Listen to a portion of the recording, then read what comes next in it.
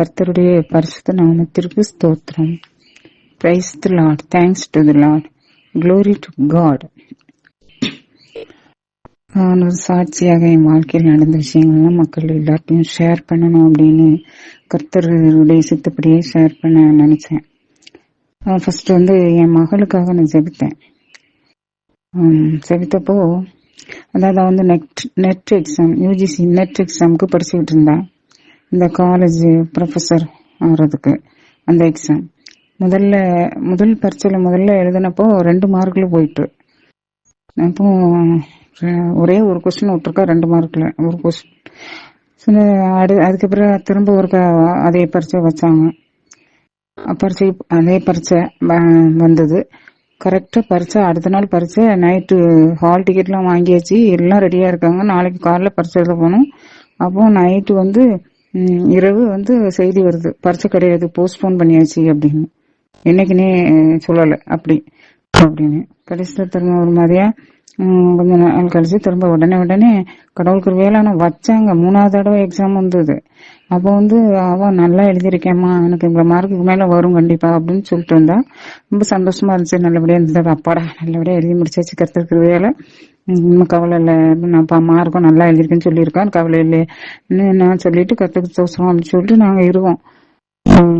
2-3 நாள் அடுத்த நாள் நினைக்கிறேன் 2 நாளையே ரிசல்ட் கேன்சல் அப்படின்னு, ரிசல்ட் கேன்சல்னு வந்துட்டு அந்த பரீட்சைக்கு. இந்த நெட் தேர்வு நீட் தேர்வு குளறுபடி அப்படின்ட்டு வந்துச்சு தெரியுமா பேப்பர்ல நிறைய. அப்போ நீட் தேர்வு அதை கேன்சல் பண்றோம் அப்படின்லாம் சொன்னாங்களா, அதே நேரத்துல இந்த நெட் தேர்வையும் கேன்சல் பண்ணிட்டாங்க. ரொம்ப ஷாக் ஆயிட்டு, ரொம்ப கவலை ஆயிட்டு. இப்போ நான் விடல, ஏசப்பாட்ட சொன்னேன், ஏசப்பா இந்த கேன்சல் பண்ணிருங்கப்பா, கேன்சல் கிடையாது அப்படின்னு அவன் சொல்லிடணும் அப்படின்னு நான் ஏசப்பாட்ட வேணேன். ஏசப்பா நீங்க தானே அரசருக்கெல்லாம் அரசர், அதிகாரிகளுக்கெல்லாம் அதிகாரி, அதனால அந்த கேன்சல் பண்ணிருங்கப்பா அப்படின்னே வேண்டிட்டு இருந்தேன். அவனுக்கு கர்த்தரோ எனக்கு ஏதோ புதிய காரியங்களை நான் செய்வேன் அப்படின்னே சொல்லிட்டு இருந்தாரு. ஏன்னா சிலுவையா கோயிலுக்கு போனப்போ அங்க வசனம் அப்படிதான் வந்துச்சு, வார்த்தை, ஏதோ புதிய காரியங்களை நான் செய்வேன்னு. அதான் என் மாட்ட சொன்னேன், நான் அப்படி கேன்சல் செய்யுங்கன்னு ஏசப்பட்ட வேணேன், இப்படி இதான் ஏசப்பா புதிய காரியங்கள்லாம் செய்யணும் சொல்லியிருக்காரு அப்படின்ட்டு சொன்னேன். அப்போ அந்த பாஸ்டர் ஒருத்தர் ப்ரேயர் பண்ணிட்டு இருக்கும்போது அங்க ஏதோ தடை இருந்தால் சில காரியங்கள் இப்படி தடைபட்டுக்கிட்டே இருக்கும் அப்படின்னு சொன்னார் பாஸ்டர். இந்த ப்ரேயர் மீட்டிங்கு போனப்போ 4 மாடி ப்ரேயர் மீட்டிங்லாம் போவேன். ப்ரேயர் மீட்டிங் எங்க இருந்தாலும் போயிருவேன். அப்போ பாஸ்டர் சொல்றாரு, அப்போ தடைகளை ஏசப்பட்ட தடைகளை உடைத்து போடுங்கப்பா, குற்றம் குறைகளை பொறுத்து கொள்ளுங்கப்பா அப்படின்னு நான் கண்ணீர் விட்டு ஏசப்பட்ட அழுதேன். அப்போ அடுத்த தடவை நான் வாரந்தோறும் வியாழக்கிழமை போயிருவேன்னா அடுத்த வாரம் சொல்றாங்க, கர்த்தர் உங்கள் தடைகளை நீக்கி போடுகிறார் அப்படின்ட்டு சொல்ற. ஒரு நாள் வியாழன் நின்று கர்த்தர் உங்கள் தடைகளை எல்லாம் நீக்கி போடுறாரு அப்படின்னு சொன்னாரு.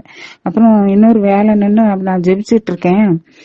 அது என்ன சொல்றாரு, கர்த்தர் என் காதுல சொல்றாரு, ஏன்னா ஜெபித்தது போதும், ஏன்னா நீ சோத்திரம் சொல்லு, உன் காரியம் வாய்க்கப்பட்டது, அதனால சோத்திரம் சொல்லு அப்படின்னு சொல்றாரு. ஆகஸ்ட் 15ஆம் தேதி இந்த வருஷம் 24வது வருஷம், ஏன்னா ஆகஸ்ட் 15ஆம் தேதி நான் வியாழக்கிழமை அங்க பிரேயர்ல இருக்கிறேன்.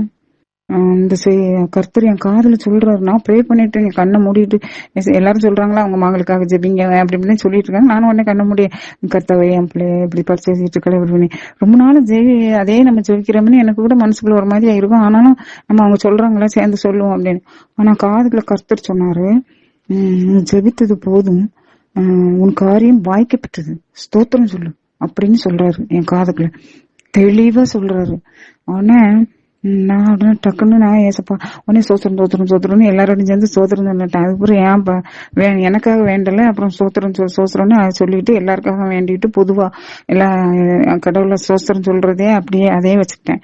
சோத்திரம் ஆள் இல்லையா அப்படி இப்படின்னு எல்லாரும் சொல்லும் போது சேர்ந்தாப்புல எல்லாரும் கூடயும் சேர்ந்து அப்படியே போயிட்டு இருக்கேன். அதே அந்த நிமிஷமே இந்த காதுல எனக்கு இப்படி சொன்னாங்கல்ல சொல்லிட்டு நான் சோத்திரம் சொல்ல ஆரம்பிச்சிட்டேன். அதே நேரத்துல அங்க பாஸ்டர் சொல்றாரு, அந்த மேடையில அந்த ஸ்டேஜ்ல, உன் புலம்பலை நிறுத்து. அவர் பாட்டுக்கு நிறைய பேசிட்டே போயிட்டு இருக்காரு. அந்த நேரத்துல இதை சொல்றாரு. அவர் நிறைய ஜெபிச்சுட்டு இருக்கிறாரு மக்களுக்காக. உன் புலம்பலை நிறுத்து. நீங்கள் புலம்பிக் கொண்டிருந்த காரியத்தை கர்த்தர் வாய்க்க பண்ணினார். சமாதானமாய் போயிட்டு வாங்க அப்படின்னு சொல்லிட்டாரு.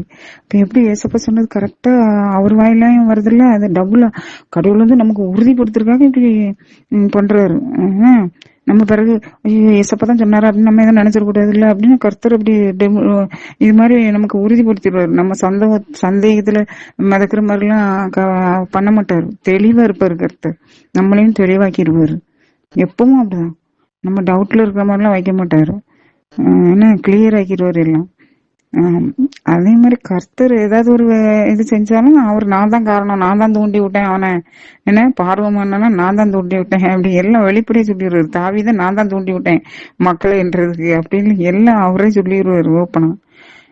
சரி, அப்புறம் கர்த்தர் வந்து அதுக்கப்புறம் நான் அன்னைக்கு அதே நாளே அன்னைக்கு அந்த நாலுமாவடியில இந்த வார்த்தையை பெற்றுக்கொண்டு நான் அன்னைக்கு நல்லா ஜெயிச்சுட்டு வீட்டுக்கு வந்திருக்கேன். பிளெஸிங் டிவில கர்த்தருடைய பாடல் ஓடிட்டு இருக்கு. அந்த பாடல் அப்ப அங்க அதுல செய்தி அப்ப என்ன சொல்றாரு செய்தியில, கர்த்தர் உங்களை தம் முத்திரை மோதிரமாக வைத்துள்ளார், தம் கையில் அலங்காரமான கிரீடமாக வைத்துள்ளார். கர்த்தர் தம் சுதந்திரத்தை கைவிடுவதில்லை, நீங்கள் கண்ணீர் விட்டு கலங்குவதுன்னு அப்படின்னு கேக்குறாங்க. பாத்தீங்களா, எந்த ஊழியமா இருந்தாலும் சரி கர்த்தர் பேசுறாரு. பாத்தீங்களா, கர்த்தர் அப்படியே அதே வார்த்தையை தானே இங்கேயும் சொல்றாரு, நீங்கள் கண்ணீர் விட்டு கலங்குவதுன்னு அப்படின்ட்டு கேக்குறாரு. அதுக்கப்புறம் பாருங்க முக்கியமான வார்த்தை, யெகோவா ஈரே, எல்லாம் அவரே கர்த்தரே எல்லாம் செய்து முடிப்பார், எல்லாம் பார்த்து கொள்வார். யெகோவா ராஃபா, யெகோவா ஈரே, எல்லாமே அவர் செய்து முடிப்பார், எல்லாம் பார்த்து கொள்வார். இது நடந்தது ஆகஸ்ட் என்ன அதே நாள். அப்போ இதே வார்த்தைய நல்ல மனசுல வச்சுக்கோங்க. அந்த ரிசல்ட் வரும்போது இதே வார்த்தை சொல்லிதான் கர்த்தர் அங்க பாடம் நடந்துட்டு இருக்கும். இதே வார்த்தை தான் வரும். இத மனசுல யெகோவா ஈரே, எல்லாமே செய்து முடிப்பார், எல்லாமே பார்த்து கொள்வார். யெகோவா ராஃபா, இந்த வார்த்தையே இந்த டிவில ஓடிட்டு இருக்கு. அதே நான் நல்லா கவனிச்சுக்கிட்டேன். இது நடந்தது ஆகஸ்ட் 15. அதுக்கப்புறம் ஒவ்வொரு நாளும் ஒவ்வொரு வியாழக்கிழமையும் நான் என்ன செய்யறேன், அவ காரியத்தை அப்படியே கர்த்தாவே உங்க பாதத்துல வைக்கணும் வச்சுட்டு நான் எல்லோருடன் சேர்ந்து எல்லோருக்காகவும் ஜெபித்தேன். குடும்பத்தார், குழந்தை இல்லாதவர்கள், மத்தவங்க, கடனில் கஷ்டப்படுவோர், நோயாளிகள், யார் யாருக்காக எல்லாரும் திருமணம் ஆகணும் அப்படின்னு எல்லாருக்காகவும் யாரு அவங்க ஜெபிக்கிறாங்களோ அவர்களுக்கெல்லாம் நானும் சேர்ந்து அவங்களோட ஜெபித்தேன். கண்ணீர் விட்டு ஜெபித்தேன். அப்படி ஜெபிச்சுட்டு வந்தேன் ஒவ்வொரு நாளும். இப்படியே நடந்துட்டு இருக்கு. அக்டோபர் மாதம் கடைசி வாரம் பாருங்க, அதே மாதிரி வியாழன் 4 மணி ஜெபத்துக்கு போயிட்டு வழக்கம் போல எல்லாருக்காகவும் ஜெபிச்சுட்டு வந்தேன். வந்து எல்லாருக்காகவும் தேசத்துக்காகவும் எல்லாருக்காகவும் ஜெபிச்சுட்டு வந்தேன். வீட்டுல எல்லாருக்கும் டீ எல்லாம் போட்டு கொடுத்துட்டு நானும் குடிச்சிட்டு கொஞ்சம் ரிலாக்ஸ் பண்ணிட்டு 7 மணிக்கு சரியா அந்த வாருங்கள் ஆராதிப்போம் வாருங்கள் அந்த நிகழ்ச்சிய லைவ் போட்டு பாத்துட்டேன். போட்டு வைக்கிறேன். அப்போ இன்னும் 1/4 மணி நேரம் தான் இருக்கு, முடிய போகுது. அந்த நேரம் என் மகள் வந்தா, என் மகள் வந்தா என் ரூம்குள்ள வந்து, ஏமா ரிசல்ட் வந்துட்டு ப்ரேயர் பண்ணிக்கோங்க, நான் போய் பார்த்துட்டு வரேன் என்ன கம்ப்யூட்டர்ல ஆன்லைன்ல அப்படின்னு அவ சொல்றா. அவ சரி ஓகே அப்படின்னு சொன்னேன். நான் கர்த்தரிடத்துல சாஷ்டாங்கமாக விழுந்து கிடந்தேன். பாட்டு ஓடிட்டு இருக்கு, லைவ் ஆராதிப்பும் நடந்துட்டு இருக்கு. ஆராதிப்பும் வாரங்கள் பாடல் தொடர்ந்துட்டு இருக்கு. என்ன பாடல் தெரியுமா, இந்த சிஸ்டர் பிரைஸ்லிங்கிறவங்க அவனுக்கு நடத்திட்டு இருந்தாங்க. கடைசியெல்லாம் படிச்சு முடிச்சுட்டு கடைசியில இந்த பாட்டு ஆராதனை பாடல் யெகோவா ஈரே, யெகோவா ராஃபா, எல்லாமே பார்த்து கொள்வார். எப்ராயிமே, நான் உன்னை எப்படி மறப்பேன். இந்த வரியை இடையில சொல்றாங்க, எப்ராயிமே நான் உன்னை எப்படி கைவிடுவேன். மீண்டும் மீண்டும் மீண்டும் மீண்டும் மீண்டும் திரும்ப திரும்ப இந்த வரியே சொல்லிட்டு இருக்கு. அதற்காது என் காயட்டுட்டே இருக்கு. நான் கர்த்தர்மான உண்டு கிடைக்க எனக்கு எப்படி இருக்கும்னு நினைங்க. கர்த்தர் உன்னை நான் எப்படி மறப்பேன், நான் உன்னை எப்படி கைவிடுவேன்னு அவரு சொல்றாரு பாருங்க. அந்த பாடல்ல அப்படி இப்படி சொல்றாரு. சும்மா தூக்கி தர்றது இல்லாம அவருடைய அன்பை எப்படி காட்டுறாரு, காட்டி அந்த கொடைய தர்றாரு நமக்கு. பாடி பாடி முடியவும் எல்லாம் முடிஞ்சு அவ்வளவுதான். அது முடியவும் ஏமாவா வந்தா, ஏமா நான் பாஸ், கர்த்தருக்கு கிருபையா என் மகளை பாஸ் பண்ண வச்சுட்டாரு. யூஜிசி நெட் எக்ஸாம்ல குவாலிஃபைடு ஃபார் அசிஸ்டன்ட் ப்ரொஃபஸர் அப்படின்னு அதுல போட்டு அவங்க வந்து ரிசல்ட் வந்துட்டு என்ன சரி.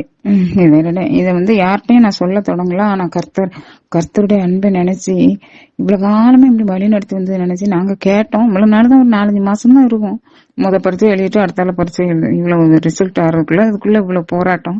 அவ்வளோத்தையும் அவர் தடுத்து இவ்வளத்தையும் எங்களுக்காக ஆக்கி தந்தது, இவ்வளவு காரியத்தை நல்லபடியா சரி பண்ணி நடந்த அந்த அவருடைய அந்த அன்பை நினைச்சு நான் அழுதுகிட்டே இருந்தேன். நன்றி கூட சொல்லல.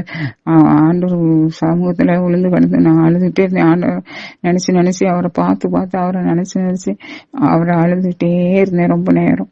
யெகோவா ஈரே, யெகோவா ராஃபா என்று அடிக்கடி கூறி என்னை தேற்றி பல நாட்கள் அந்த வார்த்தைகளை சொல்லியே அவர் எங்களை தேற்றுவார். ஏன்னா அநேக வார்த்தைகளால் என்னை திடப்படுத்திய தேவன் மாபெரும் அற்புதம் செய்தார்.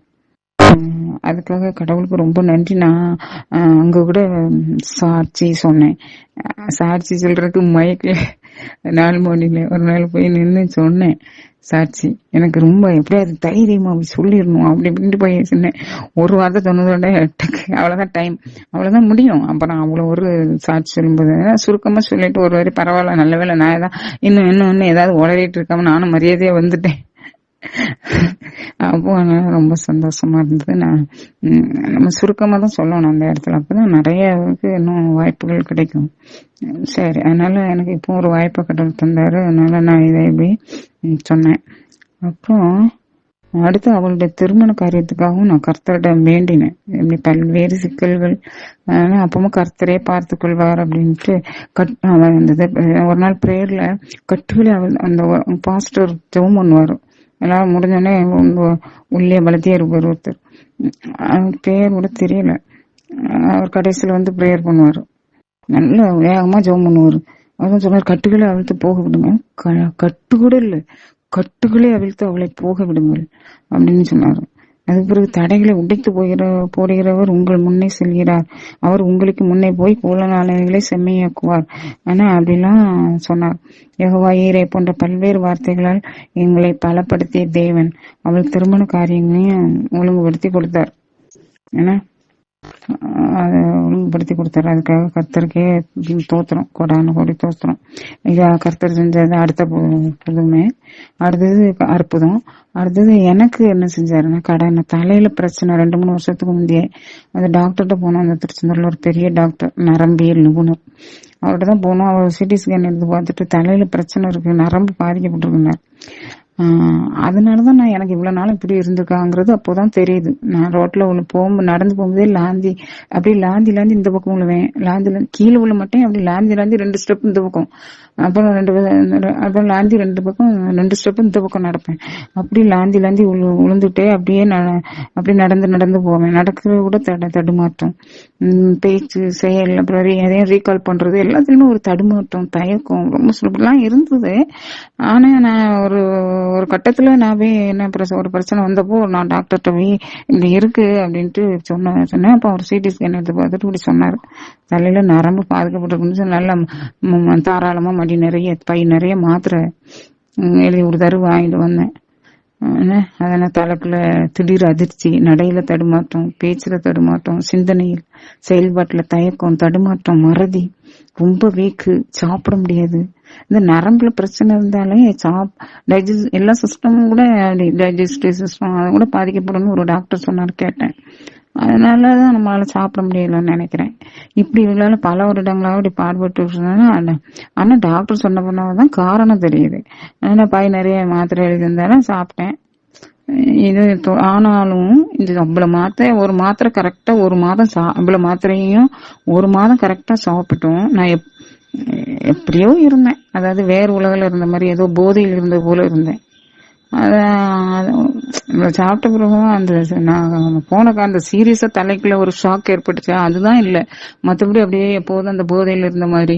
ஏன்னா ஃபுல்லா போதை போட்டுவேன், எப்படி நடக்கும் ஃபுல்லா, நான் ஒரு ஃபுல் போதை போட்டேன்னு வைங்க, அப்புறம் அப்படி நடக்கேன்னு வைங்க, ரோட்ல நடக்க அல்லது சமையல் பண்றேன் எப்படி இருக்கும், அப்படிதான் இருந்துச்சு. அந்த மாதிரி இருக்கும். அதான் வேறு உலகத்துல வேறு போதையில இருந்த போலே இருக்கும். இப்போ ஒரு டீச்சர் ஒரு நாள் கேட்டாங்க, நான் அல்மாடிக்கு போறேன் வரீங்களா அப்படின்னாங்க. ஓகே அப்படின்னேன். சரி வாரேன் அப்படின்னேன். நமக்கு எங்கேயாவது போகணும் போல இருக்கு, அங்கேயாவது கொஞ்சம் ஜெயிச்சுட்டு வரணும். ரொம்ப நாளா ஆச்சு அங்க போய் முந்தி போவேன் வருஷத்துக்கு ஒருக்கா அந்த தொழிலாளர்கள் வியாபாரிகள் ஜெபம் அதுக்காக போவேன். நல்ல ஆசீர்வாதங்களை பெற்றிருக்கேன். வெறும் ஊருக்குள்ள அடக்காங்க நான் எதுக்கு அந்த வம்புன்னு நல்ல டிவியில பிரசங்கம் பாட்டு இதெல்லாம் கேட்பேன். நல்லா ஃபுல்லா கேட்பேன். நல்லா பார்த்து அதுல கடவுளோட இருக்குமே என்ன வேற எதுக்கு தேவையில்லாம அலைஞ்சு மத்தவங்களுக்கு இடர்லாம் இருக்கணும் அப்படிங்கிற மாதிரி நான் இருப்பேன் வீட்டுல. இந்த டீச்சர் சொன்னோன்னு நம்மளும் முடியாம இருக்கமா கர்த்தரே அழைக்கிற மாதிரி நான் நினைச்சிட்டு போனேன். அன்னைக்கு போயிட்டு வந்தப்போ நான் ஓரளவு நல்லா சுகமா உணர்ந்தேன். கொஞ்சம் நிதானம் வந்தது. பாதி சரியாயிட்டுன்னு நினைக்கிறேன் ஒரு நாளிலே. கர்த்தருடைய வார்த்தை அங்க வந்தது எனக்கு. ஒரு இடத்துல எழுதி இருந்துச்சு, நான் உன்னை குணமாக்குவேன் வா அப்படின்னு. எப்படி? நான் உன்னை குணமாக்குவேன் வா. அதாவது அங்க நான் உன்னை குணமாக்குவேன்னு தான் எழுதி இருந்துச்சு. எனக்கு அப்படியே கேக்குது, இன்னைக்கு வரை அப்படிதான் கேக்குது. நான் உன்னை குணமாக்குவேன் வா அப்படியே இருக்கு எனக்கு கேக்குது, அப்படியே தெரியுது. இந்த வார்த்தைகளை எனக்குள்ள ஒரு தூண்டுதலை ஏற்படுத்திட்டே இருந்துச்சு. அதாவது டாக்டர் மருந்து மாத்திரைகளை விட்டுட்டு என்ன மாத்திரம் நம்பி வா, நான் உன்னை குணமாக்குவேன் தான் அர்த்தம். அந்த அதான் அப்படின்னு இந்த வார்த்தையை இந்த விஷயத்த ரொம்ப நாளா யோசிச்சுட்டே இருக்கேன் நான் ஒரு வாரமா. நான் உன்னை குணமாக்குவேன் வான்னு சொல்றாரு. அப்ப நம்ம மாத்திரையெல்லாம் விட்டுறணும், நான் குணமாக்கேன்னு சொல்றாரு போல ஏசப்பா அப்படின்னு நினைச்சிட்டேன். அடுத்த வாரமும் வந்தேன். ஆனா அடுத்த வாரம் வந்தேன்னா அந்த மாத்திரையெல்லாம் தூக்கி தூர போட்டேன். ஏன்னா ஜீசஸ் போட்டோ இருக்குல்ல அதுகிட்ட போட்டேன், அதுலயே போட்டேன், அது பக்கத்துலயே போட்டேன். இன்னும் கிடையாது, அப்படியே அடையாளமா தச்சே இருக்கு. அப்புறம் தொடவே இல்லை. அடுத்த வாரம் போனோன்னா நாள்மாடிக்கு போயிட்டு வந்தேன். நல்ல அடுத்த நாள் நல்ல ரெண்டாவது வாரம் போன ஒரு பாதி போல சோமாச்சு. 2வது வாரம் போல நல்ல முழுமையா நல்லாயிட்டேன். நார்மலா நிதானமா எல்லார்ட்டையும் நிதானமா நடக்க முடிஞ்சது, நிதானமா பேச முடிஞ்சது. நிதானம் அந்த இது வந்தது. நான் நல்லா கருத்திருக்கிற வேலை நான் ஒன்னும் பயம் இல்லை. அப்புறம் நானே ஒத்தையில 4 மணிக்கு போயிருவேன். அப்போ அதுக்கப்புறம் இப்போ வாரந்தோறும் போறேன். ஒரு நாள் கூட போகாம கத்தரே இருக்கக்கூடாதுன்னு ஒரு வாரம் கூட விடாம போயிட்டு இருக்கேன். போகணும் அப்படியே நான் போயிட்டு இருக்கேன். அப்படியே கர்த்தர் என்னை ஆகிட்டாரு. நானே போயிருவேன் ஒத்தையில போயிட்டு. ஒத்தையில முந்தி எப்படி இருந்து நான் என்னால கோயில்ல கோயில்ல எங்க ஊர் கோயில் போனா மாதாவில அங்க போய் உட்கார்ந்துருப்பேனா, உட்காந்துட்டு எழும்பி நிக்க முடியாது என்னால. கீழே இப்ப விழுந்துருவோமோ நான் முன்னாடி தானே இருப்பேன். பின்னாடி அவ்வளவு வரும் பாப்பாவில நம்ம கீழே விழுந்த கேவலமே. ஆனா எதையாவது பிடிக்கணும் கைக்கு. எப்படி எனக்கு இன்னைக்கு எனக்கு எழும்பி நிக்கவே முடியல கோயில். அப்ப நம்ம கோயிலுக்கு வராமதான் இருக்கணும். எனக்கு சேர்ல உட்காரலாம் பிடிக்காது, எனக்கு கீழே தான் உட்காரணும். அப்போ நம்ம என்ன பண்றது, இனிமே போய் சேர்ல போய் உட்காரவா அப்படின்ட்டு நம்ம கோயிலுக்கு தான் வராம இருக்கணும் போல. அப்போ அப்படி இப்படி இருக்க முடியும் கோயிலுக்கு வராம. கர்த்தரே எப்படிதான் நான் கவலைப்பட்டுக்கிட்டு இருந்தேன். ஆனா இப்ப பாருங்க, இப்பவும் நான் இன்னைக்கும் கோயிலுக்கு போயிடணும். ஒத்தையில முன்னாடி போய் உட்காடுறேன், எழும்புவேன். ஒன்னும் பிடிக்க வேண்டாம், நான் ஸ்டெடியா உட்காடுறேன், எழும்புறேன். ஆனா எனக்கு அந்த இப்போ ரொம்ப நாள் ஆயிட்டுல, அப்படி 2 வருஷமா நல்லாவே போயிட்டு நல்லா ஒரு பிரச்சனை இல்லாம கத்திருக்கிற வேலை. நான் நல்லா கோயில் போறேன், நீ டேட் வர கோயில் போறேன். எனக்கு என்ன பிரச்சனையும் இல்லை, நல்லா கோயில் போறேன். ஒரு முக்கியமான விஷயம் என்னன்னா, நான் அங்க போகும்போது 4 மணிக்கு போகும்போது பெண்கள் நடந்து போவாங்க. அவங்கள பார்த்து நான் ஆச்சரியப்பட்டு இருக்கேன். என்னமா இப்படி நடந்து போறாள், எப்படி இப்படி நடக்க முடியுது? இங்க இருந்து அங்க கூட நடந்து ரொம்ப ஆச்சரியமா பிரமிப்பா பார்த்துட்டு அந்த டேர்னிங்ல நிப்பேன் பஸ்ஸுக்காக. இப்ப பாருங்க, நானே சர்வசாதாரணமா நடந்தே போவேன். எப்போ போகும்போது இல்ல, போகும்போது பஸ்ல எங்க ஊர்ல இருந்தே பஸ்ல போயிடுவேன். வரும்போது கண்டிப்பா ஒரு 50 ரூபா தான், அதனால 10 ரூபா தான் கொடுத்து ஆட்டோவில் வரணும். நான் வரமாட்டேன், நான் நடப்பேன். நமக்கு சுகர் இல்ல, அதனால நடந்தா நல்லது தானே அப்படின்னு நானே நடப்பேன். எஸ்வேன் மனசுக்கு சொல்லிட்டே எஸ்வே சோத்திரம் பாயஸ் சொல்லிட்டே நடப்பேன். எனக்கு நடந்த திருச்செந்தூர் பஸ் ஸ்டாண்டுக்கு வருவேன், பஸ் ஸ்டாப்புக்கு. நடந்த உணர்வே கொஞ்சம் கூட இருக்காது. எனக்காவது ஏசப்பான்னு சொல்ல மறந்துட்டு வேற என்ன நினைச்சிட்டு வந்துட்டோம். கொஞ்ச தூரத்துல எனக்கு மூச்சு வரைக்கும் என்னமோ மாதிரி இருக்கும். ஐயோ என்ன நடக்க முடியல இன்னைக்கு யோசித்தா கடைசியில வாய் விட்டுருக்கும், மனசு விட்டுருக்கும் ஏசப்பான்னு சொல்ல. அப்புறம் ஏசப்பான்னு சொல்லிட்டு ஏசுவே சோத்திரம் சொல்லிட்டு வருவேன். ஒரு பிஞ்சு கூட எனக்கு நடந்த உணர்வே கூட இருக்காது, நடந்த மாதிரியே இருக்காதுன்னு அங்க சேர்ந்துருவேன். அதுக்கு மூலம் எவ்வளவு கஷ்டப்படுவேன் நடக்க. ஒரு புதுமையா இப்போ நடந்து வரவேன். எல்லாரும் என்னை பார்த்து ஆச்சரிய பரவாயில்ல அவ்வளவு தூரம் நடந்து வந்துருக்கேன்னு என் கூட உள்ளவங்க எல்லாம் இப்போ எங்க ஊர் பெண்கள் எல்லாம் ஆச்சரியப்படுறாங்க. அந்த அளவுக்கு கடவுள் நம்மள தூக்கி விட்டு இருக்கு. ஆனா பலம் உடம்புல கிடையாது. பலமே யாரும் லேசா தட்டி விட்டா நான் உளுந்துருவேன். ரொம்ப கேர்ஃபுல்லா போக வேண்டியது இருக்கு. யாரும் லேசா அடிச்சா அவங்க ஈஸியா சாரி சொல்லிட்டு போயிருவாங்க, நான் உளுந்துருவேன். கஷ்டப்பட்டுதான் பஸ்ல எல்லாம். அப்போ ஆனா எனக்கு கர்த்தர் தான் தாங்குறாரு, கர்த்தருடைய பலம் என்ன ஏசப்பாவுடைய பலம் தூய ஆவியானவர் பலம் தான் என்னை தாங்குது. நான் பலமா இருக்கேன், அப்படி பலமா எனக்கு தெரியுது, நல்லா நடக்கேன், லாந்துறது இல்ல, இவ்வளவு தூரம் நடக்கிறேன்ல, அதனால சமையல் பண்றேன், எல்லாம் பண்றேன். சரி இருக்கு. அப்புறம் வந்து மாத்திரை தொழில இன்னைக்கு வர சுகமா 4 மணிக்கு போயிட்டு வந்துட்டு இருக்கேன். இப்போ ஆனா கண்ணுக்குள்ள ஒரு காட்சி எப்போதும் தெரிஞ்சது. அப்போ அப்போ அந்த மாத்திரை என்ன விட்டுரு நீ, அதாவது நான் உன்னை குணமாக்குவேன் பா அப்படின்னு கர்த்தர் சொன்னப்போ நான் அதை பத்தி யோசிச்சுட்டே மண்டையை குழம்பிட்டே கொஞ்ச நாளா இருந்தேன்னா, அப்ப என் மனசுல ஒரு காட்சி உள்ளுக்குள்ள வரும். கனவு இல்ல, நேர்லயும் காட்சியும் இல்ல, அது கண்ணுக்குள்ள கற்பனைக்குள்ள எங்கேயோ அப்படி தெரியும். அதாவது ஒரு ஆளு பெரிய ஒரு ஒரு ஆளு ஒரு ஆசான் மாதிரி ஒரு இடத்துல உட்கார்ந்து இருக்காரு, பெரிய சேர் மாதிரி ஏதோ ஒரு ஆசனம், அதுல உட்கார்ந்து இருக்காரு. 2 சின்ன பிள்ளைங்க, அல்லது கொஞ்சம் பெரிய சின்ன பசங்க, கொஞ்சம் பெரிய சின்ன பசங்க, இப்படி எல்லாருமே அவர்கிட்ட அவரை சூழ்ந்து வந்து நிக்கிறாங்க. அவரு கேக்குறாரு, ஆசனத்துல இருந்தவர் கேக்குறாரு, அவ என்ன சொன்னா, அவள் என்ன சொன்னாள் அப்படின்னு கேக்குறாரு. அடிக்கடி இப்படி காட்சி மனசுக்குள்ளதான் வந்துட்டே இருந்து இந்த மாத்திரையை விடுறத பத்தி நான் யோசிச்சுட்டே இருந்தேன். இப்போ நான் ஒரு நாள் நான் கர்த்தர்கிட்ட சொன்னேன், ஏசப்பா அழைப்பது நீங்க தான், நான் அழைப்பது உண்மையிலே நீங்க தான், அழைப்பது நீங்க தான் அப்படின்னா இருள் சூழ்ந்து பள்ளத்தாக்கிலும் நான் உங்க பின்னாடி வருவேன்ப்பா அப்படின்னு சொன்னேன். அதான் என் பதில். கடைசியில அதான் நான் ஏசப்பாவுக்கு பதில் சொன்னேன், ஏசப்பா அழைப்பது நீங்க தான், நான் இருள் சூழ்ந்து பள்ளத்தாக்கிலும் நான் உங்க பின்னாடி வருவேன்ப்பா அப்படின்னு சொன்னேன். Surrender, full surrender, whole surrender, complete surrender. நான் எடுத்த முடிவு சரியானது என்று கர்த்தர் எனக்கு காட்டினார். 3 கனவுகள். கனவுலாம் இப்ப சொல்றேன். அப்புறம் 2 வாரம் வியாழக்கிழமை போனதும் நான் முழுமையா குணமானேன். 2 வாரம் தான் மொத்தம் போயிருக்கேன், அது கூட முழுமையா குணமாயிட்டேன். அந்த நோயில இருந்து, இந்த நரம்பு பிரச்சனை. உங்கள் துக்கம் சந்தோஷமாய் மாறும் என்று போனஸாக ஒரு வாக்குத்தத்தமும் அங்க கொடுத்தாரு. அதே இடத்துல தான், அதே ரூம்ல தான் அந்த இதுவும் கொடுத்தாரு. அது எப்படின்னா, அன்னைக்கு நான் போகும்போது இந்த என்னது செல்போனை ஸ்கூல்ல விட்டுட்டு வந்துட்டேன். ஸ்கூல்ல ஆனா இந்த ஆனாலும் சோகமாவே இருந்தேன். அதுக்கப்புறம் இந்த வாக்குத்தத்தை கண்டேன்னா, அதுக்கப்புறம் இதை பத்தி தான் ஏசப்பா சொல்றாரு அப்படின்னு சொல்லிட்டு அத்தோட நான் அதை பத்தி கவலைப்படவே இல்லை. ஏசப்பா பாத்துக்கிட்டாரு, நம்ம இங்க பிரேயர்ல ஆழ்ந்திருப்போம் அப்படின்னு நான் அப்படியே இருந்துட்டேன். ஆனா அது உண்மைதான். அது வந்து கவர்மெண்ட் ஸ்கூல், திருநெல்வேலியே யாரும் கம்போச்சு இப்படி இழுத்து செல்ல எடுத்துட்டு போயிடக்கூடாது, ஸ்கூல்ல போட்டு வந்துட்டேன் செல்ல. அதனால கவலைப்பட்டுட்டே இருந்தேன், செல்போனை யாரும் எடுத்துடக்கூடாது அப்படின்னு. கடைசியில அடுத்த நாள் மறுநாள் ஸ்கூலுக்கு போனப்போ அங்கேயே இருந்தது, வச்ச இடத்துலயே செல். ரொம்ப சந்தோஷமா இருந்தது, துக்கு சந்தோஷமா மாறிட்டு. அது போனஸா ஒரு வார்த்தை அதையும் கொடுத்தாரு.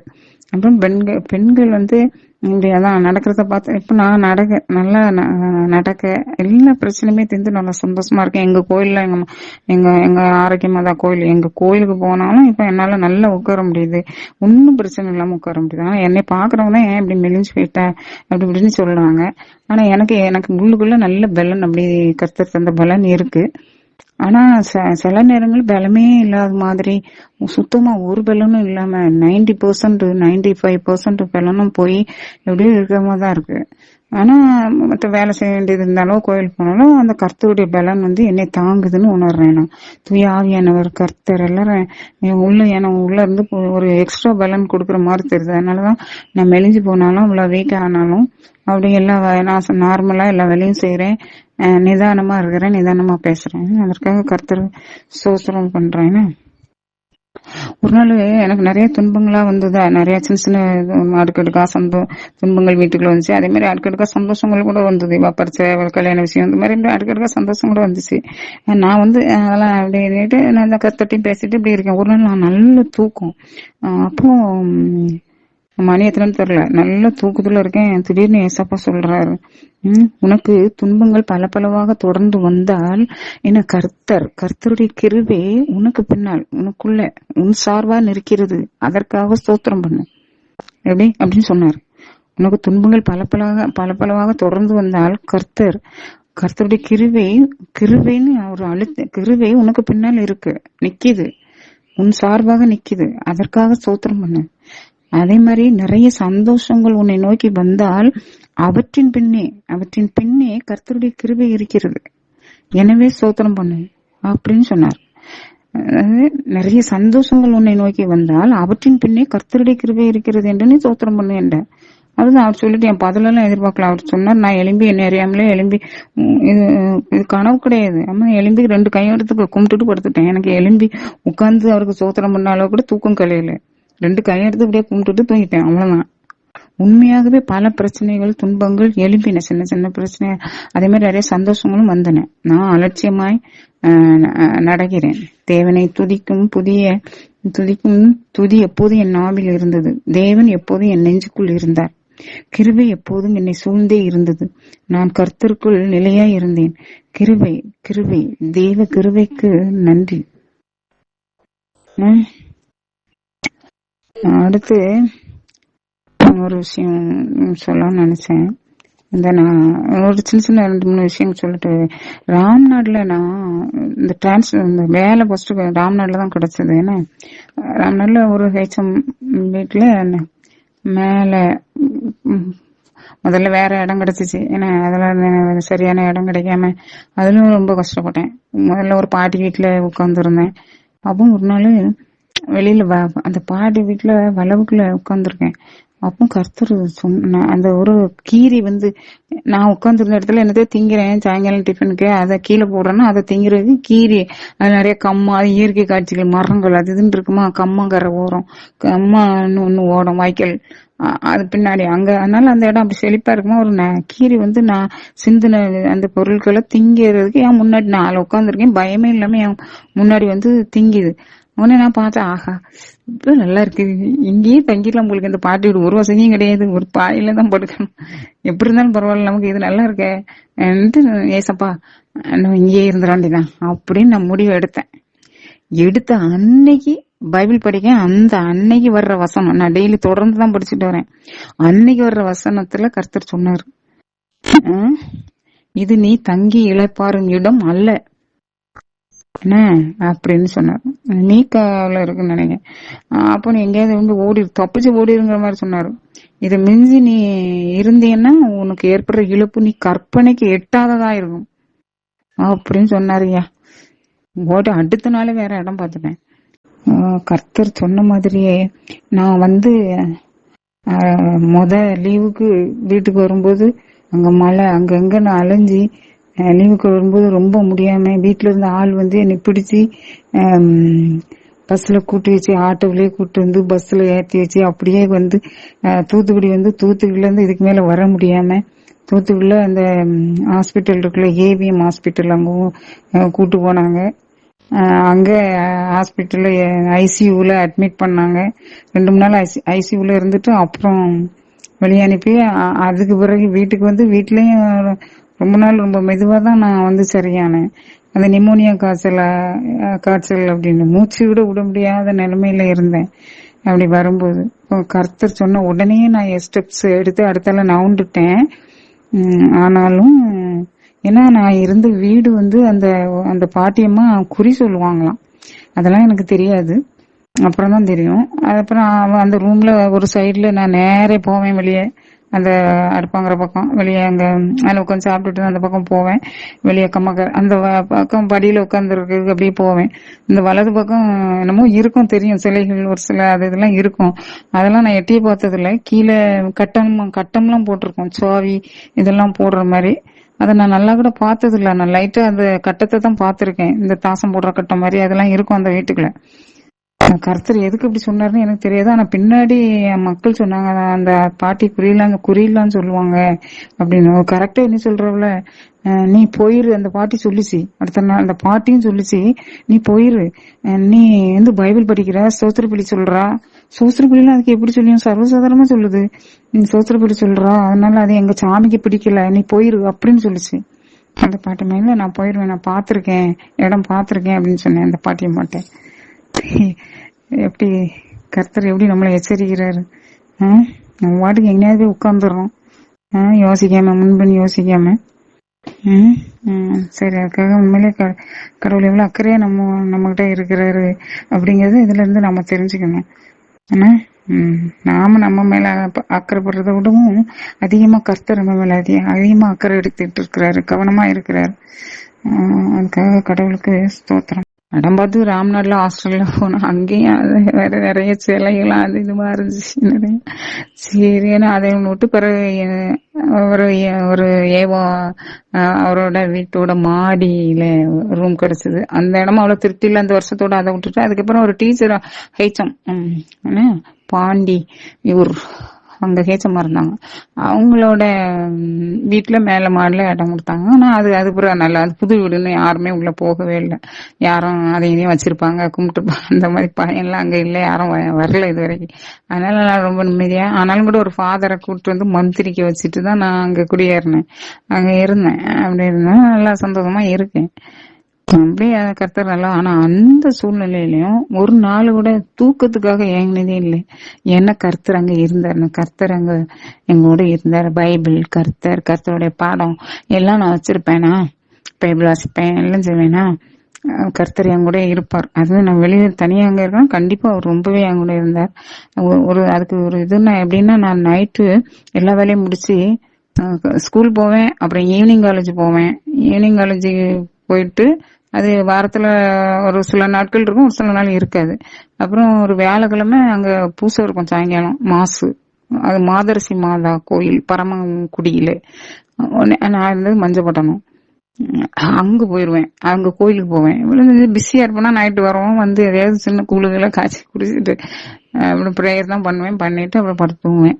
ஒரு நாள் கூட ஒரு நிமிஷம் கூட தூக்கத்துக்கு ஒரு சின்ன இடைஞ்சல் கூட இல்ல. ஏன்னா கர்த்தர் என் கூட இருந்தார். அது இன்னும் என்ன நடக்கும்னா, படுப்பேனா, படுத்த உடனே வானம் மாதிரி கண்ணுக்குள்ள எனக்கு தெரியும். நல்லா தெளிவா வானம் மாதிரியே இருக்கும். அதுல ஒரு நிலா இருக்கும், இங்க பரிசுத்தாவே அப்படியே புறா அங்க அப்படியே பறந்து போயிட்டு இருக்கும். அதை நான் பார்த்துட்டே தூங்குவேன். டெய்லி இப்படிதான் நடக்கும். அப்படியேப்பா அதை அடுத்த நேரம் நான் நினைச்சே பார்த்தல, அப்படியேப்பா இப்பெல்லாம் நடக்க அப்பெல்லாம் நினைச்சதே இல்லை. சரி படுப்பேன், அது அப்படியே வரும், நான் தூங்கிடுவேன். அதை பார்த்துட்டே தூங்கிடுவேன்.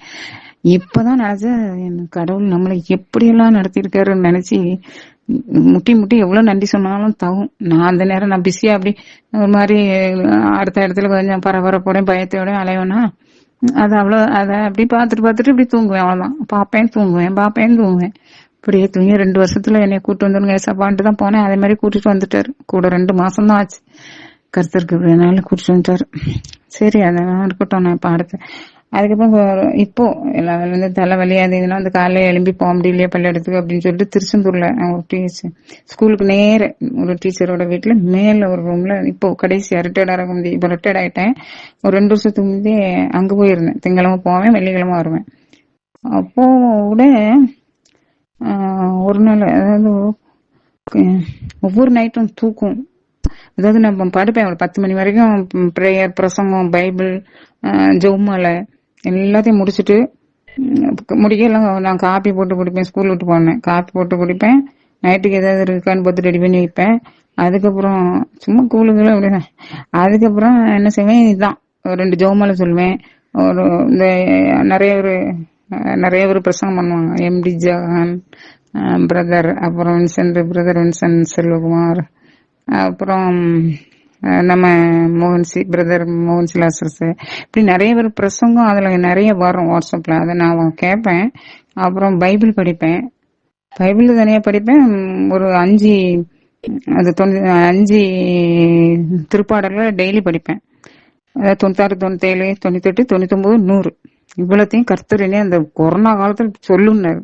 அது ஃபுல்லாவே சோத்திரம் சொல்லும் மாதிரிதான் இருக்கும். அவருடைய வருகையை பத்தியும், அவருடைய ஆளுகை பற்றியும், ஏன்னா அவருடைய நீதி பற்றியும், ஆண்டவர் வரப்போறாரு, ஆண்டருடைய ஆட்சி வரப்போகுதுன்னு சந்தோஷமா கைத்தட்டி பாடுற மாதிரி, அவருக்கு சோத்திரம் சொல்ற மாதிரியே இருக்கும். இந்த ஆரம் எனக்கு தெரியாது, அவர் தான் சொன்னார். அவர் சொல்லிதான் நான் அந்த ஆரையும் டெய்லி இன்னைக்கு வரைக்கும் சொல்றேன். கொரோனா காலத்துல அதை சொல்ல ஜெபிக்க போயிட்டு கொரோனா எனக்கு தெரியும்.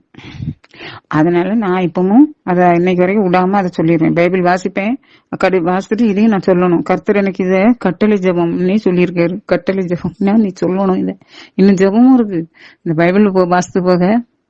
அப்போ சொல்லி தந்த ஜெபங்கள் நிறைய இருக்கு என்கிட்ட. அது தொடர்ந்து அதை இப்பவும் சொல்லிட்டு இருக்கேன். ஏன்னா நிறைய சொல்லுவேன்.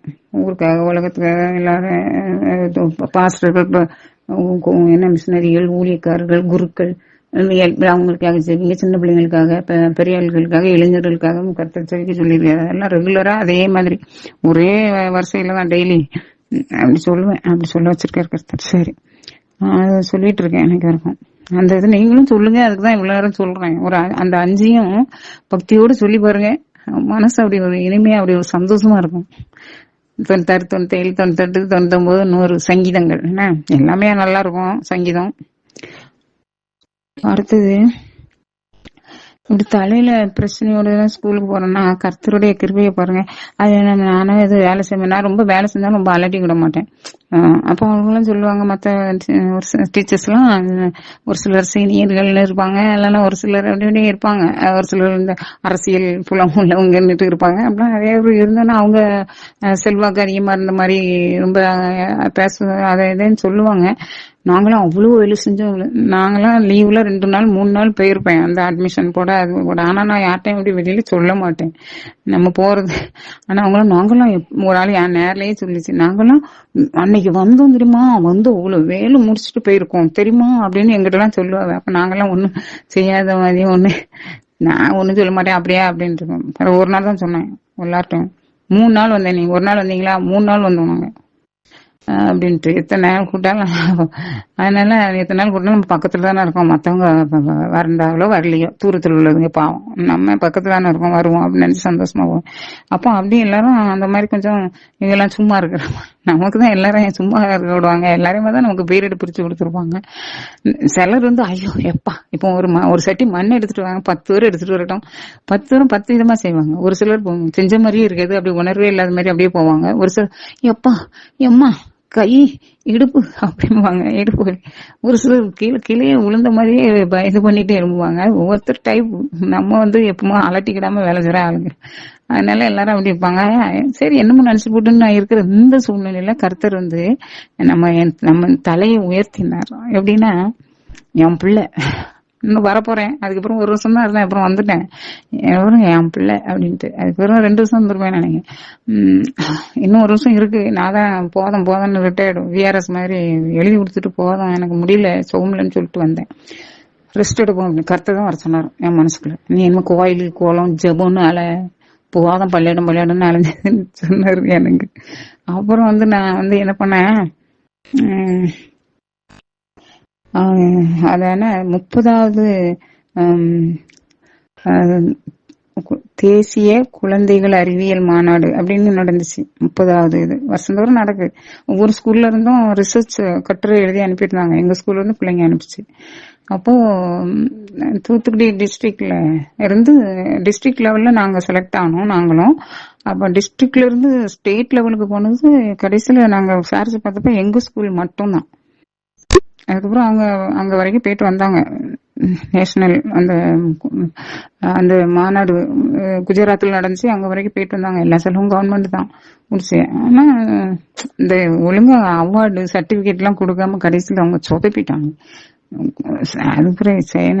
சரி அது போகட்டும். அது போகனால அந்த இடத்துல அவ்வளவு அது மாதிரி ஒரு சாதனையா என் பிள்ளைங்க செஞ்சுச்சு. அது மாதிரி ஒரு சாதனை இதுக்கு முந்தையும் நடக்கல, அதுக்கு அப்புறமும் இன்னும் நடக்கல.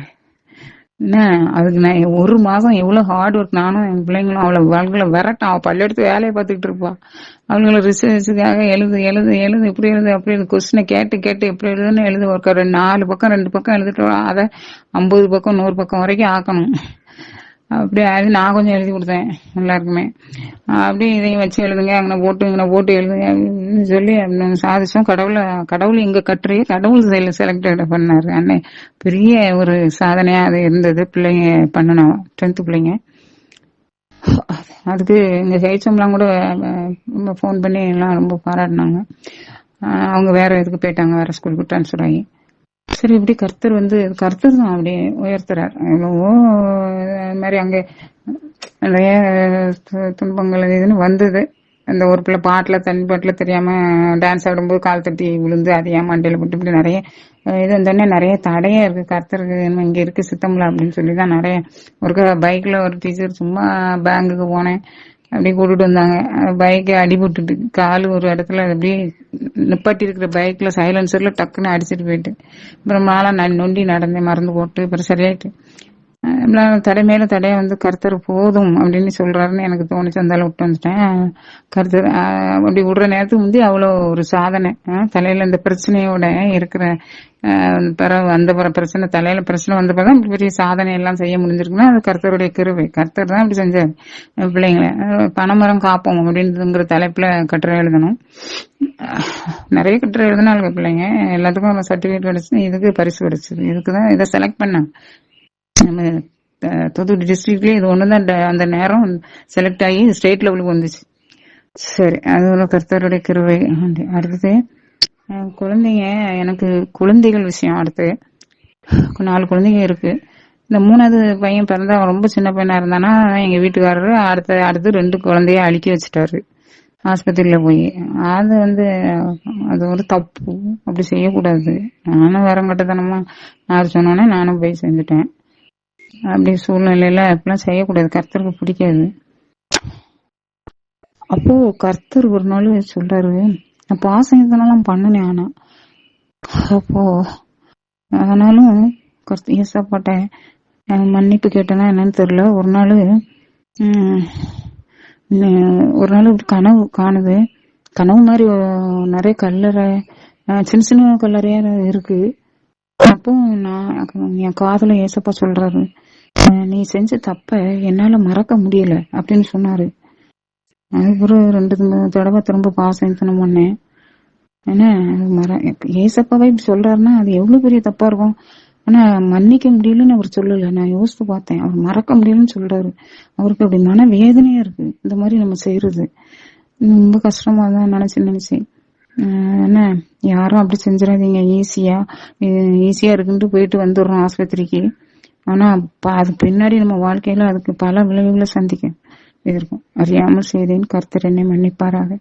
என் வீட்டுக்காரனையும் மன்னித்தரலும், கர்த்தாவே பொறுத்து கொள்ளும். அதுக்கு பிறகு என் படிப்பு விஷயத்த பத்தி ஒண்ணு சொல்றேன். நான் 10 முடிஞ்சிட்டேன். கொம்படிக்கோட்டை எங்க ஊரு. 10 முடிச்சாச்சு.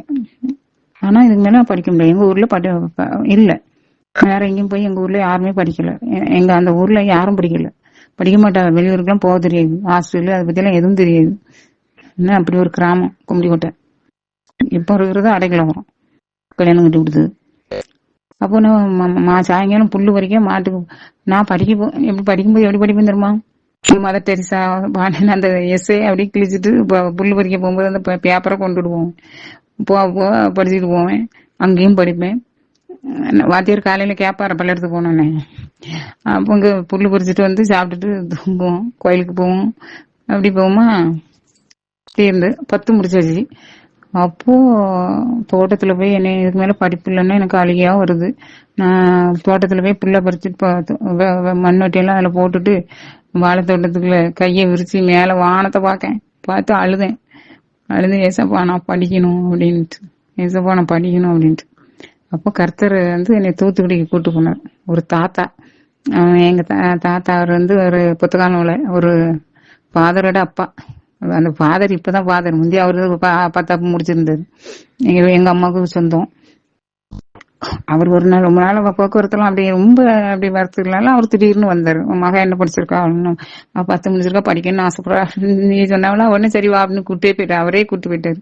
கூட்டு போய் தூத்துக்குள்ள அந்த ஸ்கூல்ல குருஸ்புரம் சென்ட் ஜோசப் ஸ்கூல்ல சேர்த்துட்டு இருந்தாரு. அங்கேயும் சாப்பாடு 30 ரூபா சாப்பாடு. அதான் நான் செலக்ட் பண்ணேன். ஏன்னா கொஞ்சம் சாப்பாடுல இந்த பிள்ளை எல்லாம் படிக்குதுன்னா நம்மளும் கொஞ்சம் விலையிலேயே சேரும், ஏன் அதிக காசு கொடுத்து படிக்கணும் அப்படின்னு எங்க அம்மா அப்பாவுக்கு கஷ்டம் வரக்கூடாதுன்னு நான் அந்த 30 ரூபா கோதுமை சோறு சாப்பிடுற அந்த சாப்பாடுலாம் சேர்ந்து படிச்சேன் +2.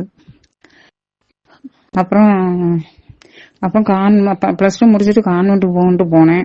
அங்க டீச்சர் ட்ரைனிங் படிக்க அனுப்புனாங்க. முடிவு செஞ்சாங்க நீங்க டீச்சர் ட்ரைனிங் போவீங்க அப்படின்ட்டு. அப்ப நான் காலேஜ் அப்ப திரும்ப ஏசப்பாட்ட வந்தேன். ஏசப்பா நான் காலேஜ் படிக்கணும்னு அழுதேன். அப்புறம் பிஎஸ்சி பாட்னி முடிக்க வச்சாரு. ஆனா ஒவ்வொரு முடிவும் என்னுடைய முடிவு பெருசு தப்புவாதான் இருந்தது. ஏன்னா பேசாம படிக்காம இருந்தா இவ்வளவு பிரச்சனை இல்லை. அது ஒண்ணு. அது போக இந்த டீச்சர் ட்ரைனிங் படிச்சிருந்தா அப்பவுமே எனக்கு வேலை கிடைச்சிருக்கும். அப்ப தோன்னு கிடந்து டீச்சர் ட்ரைனிங் வேலை. நான் அப்புறம் பிஎஸ்சியை படிச்சேன். பிஎஸ்சி காலேஜ் படிச்சேன். அப்புறம் கான்வென்ட் விட்டு வீட்டுக்கு வந்தேன். பிறகு இந்த பிஎட்டுக்கு அப்புறம் ரொம்ப கிராக்கி ஆயிட்டு சீனியாரிட்டில போட்டுக்கிட்டு இருந்தாங்க. வேலைக்கு கிடைக்க ரொம்ப கஷ்டமாயி 45 வயசுக்கு மேலதான் வேலை கிடைச்சது. டீச்சர் ட்ரைனிங்னா அப்பதே வேலைக்கு போயிருப்போம். அதுக்கு பிறகு படிச்சிருப்போம், அப்படி செஞ்சிருக்கலாம். அதெல்லாம் நம்ம இஷ்டம். கர்த்தருடைய சித்தப்படியே நம்ம போனாதான் வாழ்க்கை ஸ்மூத்தா இருக்கும். என்ன, கான்வென்ட்லயே இருந்திருந்தா இவ்வளவு சுமைகள் கஷ்டங்கள்லாம் இருந்திருக்காது. கான்வென்ட்ல இருந்து வீட்டுக்கு வந்துட்டேன். அப்புறம் பிஎட் படிச்சேன். இவ்வளவு கர்த்தர் என்கிட்ட கான்வென்ட்ல இருந்து வந்தப்ப நடந்தது. கர்த்தர் என்கிட்ட சரியா பேசல. ஆனா அவர் என் ஜெபம் கேட்டார், அருள் புரிஞ்சா எல்லாம் நடக்கும். பூஜைக்கு போறேன், ஜெபத்துக்கு போறேன், எல்லாம் நடக்குது. பட் அந்த ஏதோ ஒரு நெருக்கம் கருத்துருக்கும் எனக்கு அது இல்லாதன்னு இருந்துச்சு. ஒரு சிஸ்டர்கிட்ட கூட சொன்னேன், இந்த மாதிரி இருக்கு, எனக்கு கஷ்டமா இருக்கு அப்படின்ட்டு. அப்போ அப்படிலாம் இல்ல, இது உங்க மன நினைப்பு பிரமை, கருத்தர் அப்படிலாம் இருக்க மாட்டாருட்டாங்க. எப்படியும் அப்புறம் ஆக படிப்பு, வேலை, வாழ்க்கை என்று எல்லாவற்றையும் நான் யோசித்து பார்க்கிறேன். இப்போ தெரியுது, நான் அவரு இஷ்டப்படி வளைஞ்சு கொடுத்து வாழாம நான் என்ன செய்றேன், ஏன் இஷ்டப்படியே கருத்துட்டு அழுது அழுது மன்றாடி வேண்டி காரியத்தை ஆட்டியிருக்கேன். நான் அழுதா அவர் தாங்க மாட்டார், அது எனக்கு தெரியுது. தெரியாது, இப்படியே வாழ்ந்துட்டேன். அதனால இப்படியே ஒவ்வொரு கட்டத்திலயும் நான் ஏசப்பட்ட அழுது அழுது வேண்டி வேண்டி போறேன். அதனால என்ன ஆயிட்டு, அதனாலதான் எனக்கு கஷ்டங்கள் இப்படி வாழ்க்கையில வருதுன்னு நான் வந்திருக்குன்னு இப்போ யோசிக்கிறேன். எப்படின்னு கேளுங்க, இந்த இஸ்ரேல் மக்கள் கானான் தேசத்துக்கு உள்ள போகும்போது 2-3 பேர் சொன்னாங்கன்னு சொல்லிட்டு ரொம்ப பயந்தாங்க. கர்த்தர் சண்டை போட போனாங்க, இவங்க போகல பயந்துட்டு. என்ன, அதுக்கு பதிலா மோசே அவங்களையும் ரொம்ப ஏசினாங்க. அவங்க ரொம்ப திட்டினாங்க. ஏன்னா கர்த்தர் போன்னு சொன்னாங்க, போகல. அதுக்கப்புறம் சரி இனிமே சுத்தி போங்க அப்படின்ட்டு போக வேண்டாயிருவேன், இப்போ அப்படியே வேற நான் சொல்றேன் அந்த பாதையில இனிமே போங்க அப்படின்னு சொல்லி திருப்பினப்போ திரும்ப போனாங்க. அப்ப அவங்க அடிபட்டு திரும்ப ஓடி வந்தாங்க. போனா போகல, திரும்ப போக வேண்டாம் அப்படின்னா போனாங்க. நீங்க அதனால கடவுள் நீங்க அவர்கள் யுத்தத்தை கண்டால் மனம் அடிவார்கள் என்று சொல்லி அவர்களை வனாந்தரத்தின் வழியா கூட்டு வந்தாருன்னு சொல்லியிருக்கு. அதனால 40 வருஷம் சுத்த வேண்டியது ஆகிப்போச்சு. அங்க கிட்ட வர போயிட்டு திரும்ப 40 வருஷம் பாலைவனத்தை சுத்தி அவங்க கஷ்டப்பட்டாங்க. எவ்வளவு கஷ்டம் இருக்கும் 40 வருஷம் கடந்து போகணும்னா. அப்படி போய் சேர்ந்தாங்க. அப்பமே சொல்லிடுவாரு, இங்க இருக்கவங்கள ஒருத்தன் கூட போய் சேர வேண்டாம், நூனின் மகன் யோசுவாவும் இன்னொருத்தரும் தவிர, என்ன காலேபு தவிர வேற எவனும் போக மாட்டான்னு சொல்லிடுவார்ல. மோசை கூட வெளியே இருந்தா எட்டி பார்ப்பாரு கானான் தேசத்தை, பார்க்க முடியாது, அது வேற தண்ணீர் விஷயத்துக்கு அப்படி இருந்தது. அதனால அப்படி நான் என் இஷ்டம்னு என் வாழ்க்கையில ஒவ்வொரு விஷயத்த நான் கேட்க போய் தான் என் ஒவ்வொரு கட்டமும் எனக்கும் வாழ்க்கையில அவர் தந்துட்டாரு. ஆனா அப்படி இப்படி இருக்கு. அதனாலதான் கஷ்டங்கள் வாழ்க்கையில. நம்ம கர்த்தருடைய சித்தத்துக்கு பணிஞ்சு அடங்கி நடந்து வாழ்க்கையை நடத்தி வந்தோம்னா எல்லாம் ஸ்மூத்தா போயிருக்கும். அது இப்பதான் தெரியுது, என்சிய எல்லாம் அப்புறம். அதனால கர்த்தர் நமக்கு அவ்வளவு அன்புள்ளவரா இருக்கிறாரு. ஆனாலும் நம்ம ரொம்ப கஷ்டப்பட்டு அழுதா அவர் தந்துருவாரு. ஆனா அப்புறம் அதுக்குரியது நாம தான் அனுபவிக்கணும். ஏன்னா அதனோட கர்த்தர் எது சித்தமோ அதுபடியே நம்ம போயிடணும். அப்பதான் அது நமக்கு நல்லா ஸ்மூத்தா எல்லாமே நல்லா இருக்கும். அதெல்லாம் அந்த ஒரு தடவை எங்க மருமையும் 2 மாசத்துலயே கல்யாணம் முடிஞ்சு 2 வருஷத்துலயே இறந்து போயிட்டான். இறந்து போயிட்டாரா. அங்க 1 மாசம் போல கிடந்துட்டு இங்க வந்தேன். அப்போ அது முழுங்க மாத்திரை கத்திர திங்காம கையில புண்ணு வந்துட்டு, சுகர் புண்ணு. அது ஆறவே மாட்டேங்க, என்னென்னமோ மருந்து போட்டு வீங்கி இவ்வளவு பெருசு அப்படியே இருக்கு. அதை போய் டாக்டர்கிட்ட தூத்துக்குடிக்கு போனோம். பெரிய டாக்டர், அவர் தான் எங்க வழக்கமா போற டாக்டர். அவர்கிட்ட போனோம்னா அவரு நர்ஸுக்கிட்ட அங்க அனுப்பிட்டாரு. அவரே ஊக்கு வச்சு அவர் ஒரு குத்து எடுத்தாரு. வா ஏசப்பான்னு கத்திட்டேன் அங்க உள்ளே லேப்லயே. தாங்கவே முடியாது, ஏசப்பான்னு கத்துனேன்னா. அதுக்கப்புறம் மருந்த போட்டு புண்ண இது பண்ணி நான் அங்க கத்துனேன். இங்க வீட்டுக்கு ஏசப்பா வந்துட்டாங்க. நான் நைட்டு கனவுல ஏசப்பா எங்க வாசல்ல நிக்காரு. எங்க தெரியுமா, அடுப்பாங்கரையில இருந்து எங்க ஹாலுக்குள்ள வர்ற வாசல் இருக்கலாம், அதுல நின்னு உள்ள ஹாலை பாக்குறாரு. பாத்துட்டு இப்படி நிக்கிறாரு கனவு. இதுல பெரிய அதிசயம் என்னன்னா, நான் ஏசப்பாட்ட சொல்லியிருக்கேன், ஏசப்பா நான் உங்களை கனவுலையாவது நேர்லையாவது எப்படியாவது நான் உங்களை பாக்கணும்னு உங்ககிட்ட கேட்கவே மாட்டேன். ஆனா நான் செத்ததுக்கு அப்புறம் உடனடியா அடுத்த செகண்ட் நான் உங்களை பாக்கணும், உங்க மேலதான் மோதணும் என் ஆவி ஆன்மா. அப்படி பொத்துன்னு ரொம்ப தூரத்துக்கு எங்கேயுமே விழக்கூடாது பாதாளத்துல, டக்குன்னு ஆவி உடனே அடுத்த நிமிஷம் உங்க மேலதான் மோதணும் ஏசப்பா அப்படின்னு அப்படி நாங்க ஒரு டீலிங் வச்சிருக்கோம் ஏசப்பாவும் நானும். அதனால நான் கேட்கவே மாட்டேன், எவ்வளவு கஷ்டம் நஷ்டம் எல்லாத்தையும் ஏசப்பா உங்களை பாக்கணும் நான் கேட்டதே இல்ல, வந்ததும் இல்ல. முந்தி கூட ஏதாவது சின்ன சின்ன கனவு எதுவும் காணும், இப்போ அதுவும் இல்ல, இந்த கனவு எதுவும் காணாது. அப்படி சூழ்நிலையில நீங்க அப்படி ஏசப்பான்னு அழுதுனா கனவுல வந்துட்டாங்க ஏசப்பா.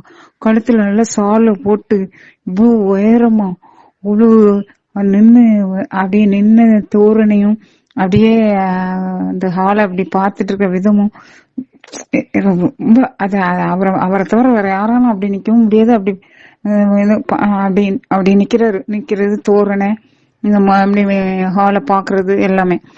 நாங்க ஒரு வாரத்துல இங்க நிக்கிறேன் அந்த மாதிரி. அப்போ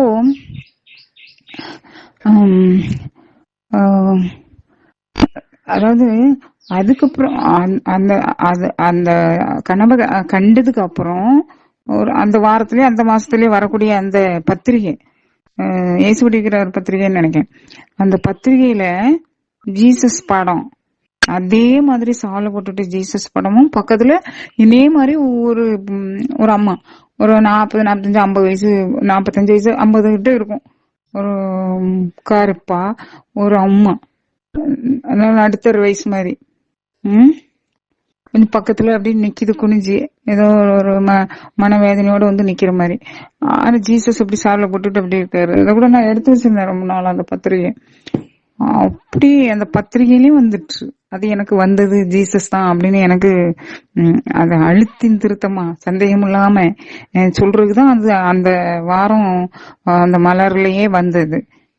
சரியா அது மாதிரி அடுத்த நாள் திரும்ப ஒரு நாள் கொஞ்ச நாள் கழிச்சு என் மோவன் 2வது மோவன் இளைய மோவன் ஒரு மாதிரி ஏசிட்டு போயிட்டான். அந்த அப்போ ரொம்ப மனசு உடஞ்சு போயிருந்தேன்னா அப்போ ஏசப்பா வந்து முழங்கால் நின்று என் முன்னாடிதான். ஆனா டீப்பாய் இருக்கு, அந்த டீப்பாய்க்கு அந்த பக்கம் 2 கையையும் இப்படி மடக்கிட்டு கையை கும்பிட்டு முழங்கால் நின்று ஜோம் பண்றாரு மேல வானத்தை நோக்கி. என் முன்னாடிதான், நான் முன்னாடிதான் நிக்கிறேன். அப்படி நான் முன்னாடி ஆனா ஏசப்பா அப்படியே கையை கும்பிட்டு நம்மள மாதிரி முழங்கால் எல்லாம் ஜோம் பண்ணுவாரா அப்படிலாம் நான் நினைச்சிட்டு இருக்கேன். கடைசியில கையை இப்படி கும்பிட்டுட்டு ஜோம் பண்ண அங்க என் மகா வீட்டுக்கு போகும்போது அங்க ஒரு கேலண்டர்ல அதே மாதிரி ஜீசஸ் வந்து கையை இப்படி 2 கையும் இப்படி கும்பிட்டுட்டு வானத்தை நோக்கி ஜோம் பண்ணிட்டு இருக்கிறாரு. அப்படி வந்தது.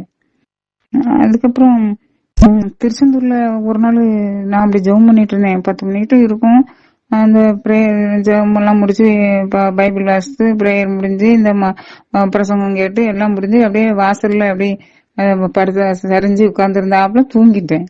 திடீர்னு முடிச்சு பார்த்தா அந்த பக்கம் டக்குன்னு தனியா எங்கேயே வெளிச்சம் டியூப்லைட் எரிஞ்சுதான் இருக்கு, அதுல தனியா ஒரு வெளிச்சம், அதுல நிக்கிறாரு ஒருத்தர். அது நான் திடீர்னு பயந்துட்டேன். அதாவது பயந்துட்டேன்னா திடுக்கிட்டுட்டேன்னு தான் சொல்லணும், அதிர்ச்சி ஆயிட்டேன். அதுல ஒருத்தர் நிக்கிறாரு.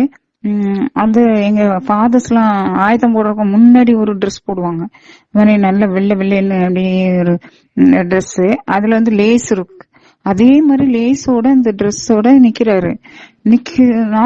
நாம ஆலையில இருந்து வீட்டுக்கு திடீர்னு டக்குன்னு பார்த்தா பயங்கர அதிர்ச்சி. அப்புறம் காலு கீழே நல்லா ஊனி இருக்குது, நல்ல அந்த லேஸ் அந்த ட்ரெஸ் எல்லாம் தெரியுது. எனக்கு கொஞ்சம் தான் தெரிஞ்சிச்சு, அந்த இடுப்புக்கு கீழே அந்த ட்ரெஸ் கால் வரைக்கும் ஒருத்தர் நிக்கிறது. அவ்வளவு நேரம் என் பக்கத்துல இருந்து நான் நக்கு முடிச்சேன்னா டக்குன்னு ஒரு ஸ்டெப் எடுத்து நவுண்டு அந்த பக்கம் போன மாதிரி. அப்படியே நான் அந்த பார்த்தேன், நிஜமாவே கண்ணால பார்த்தேன், கண்ணால. அப்புறம் நாங்க சமையல் கூட்டுக்கு அங்கங்க போக நினைச்சிட்டு இருந்தேன். இப்ப யோசிச்சு பயப்படுறதுக்குரிய நல்ல ஒளியா தானே இருந்துச்சு. அந்த ஒளியவனும் டிஃப்ரெண்டா அது நீ ஒளியா இந்த கண்டிப்பா ஜீசஸ் தான், நம்ம வந்து இதுல பயப்படுறதுக்கு இல்ல, ஏசப்பா உள்ள இருக்கிறாரு, நம்ம கண்ணுல காமிச்சிருக்காரு அப்படின்னு நான் நினைச்சுக்கிட்டேன். அதுக்கப்புறம் அங்க போய் அதுக்கு பிறகு வந்து கோயில்ல அதுக்கப்புறம் என்னைக்கு மாசுக்கு போனோம்னா அப்போ அந்த மாசு பூசையில அந்த கோயில அந்த பூசைக்குரிய பலிபீடம் மேசை இருக்குல்ல, அதுல ஒரு துணி மாதிரி லேஸ் வச்சு போடுவாங்க. அந்த லேஸ் அங்க பார்த்தா அந்த லேஸ் இந்த காக்கா முட்டை கலர்ல இருந்து அந்த வெள்ளையில இந்த காக்கா முட்டை கலர்ல அந்த லேஸ், அதே லேஸ் இதுல வச்சிருக்கு. நான் போயிருக்கேன் அன்னைக்குதான் அதை பார்த்தேன். இந்த ஜீசஸ் அதை பார்த்திருப்பான். அதுக்கப்புறமா இன்னும் நான் பார்க்கல கோயில்ல. அந்த லேசா கோயில்ல நான் போனப்போ கோயில்ல பலிபீடத்துல அந்த லேஸ் வச்சுதான் துணி போட்டிருந்தது, அதே கலர்ல லேஸ் அதே மாதிரி. இப்போ ஜீசஸ்ன்னு எனக்கு அடையாளம் காட்டுறதுக்கு ஏசப்பா இப்படி காமிக்கிறாருன்னு நினைச்சிட்டேன் பூசையில. அப்படியே ஏசப்பாவை பார்த்துருக்கேன் நிறைய தடவை. இப்போ ஏசப்பா நம்ம அவர் வந்து நமக்கு நம்மளை சுத்தி நம்மள நேர்லயும் வந்து நம்மள அப்படி நல்லா பார்த்துக்கிறாரு. அவர்தான் என் வாழ்வின் நிறைய கண்ணீர்கள் கஷ்டங்கள் இடையே தேவன் மீண்டும் என்னிடம் நெருங்கி வந்தார். 1 வருஷம் 2 வருஷம் இருக்கும் அதுக்கு பிறகுதான். எனவே எந்த துன்பத்திலும் துயரத்திலும் கண்ணீரிலும் நான் மகிழ்ச்சியாக இருக்கிறேன். நான் வந்து திடமாக இருக்கிறேன். நான் வந்து நம்பிக்கையோடு இருக்கிறேன். ஏன்னா அவர் என்னோட இருக்கிறார், எனக்குள்ள இருக்கிறார். எனவே மழையே வந்து விழுந்தாலும் இந்த சிறிய கப்பல் தவிடுபொடி ஆவதில்லை. இந்த சிறிய படகு நொறுங்கி போவதில்லை, மூழ்கி போவதில்லை. துன்பங்கள், பிரச்சனைகள், வேதனைகள், நெருக்கடிகள் என்ன செய்துவிடும் நம்மை? நம்மோடு அவர் இருக்கிறார். கர்த்தர் நம்மோடு இருக்கிறார், நமக்குள் இருக்கிறார். சரியான நேரத்தில் நம்மை தூக்கி எடுக்க, தப்புவிக்க, மீட்டெடுக்க, காப்பாற்ற அவர் சமயம் பார்த்து கொண்டிருக்கிறாரே, ஜெபித்து கொண்டிருக்கிறாரே.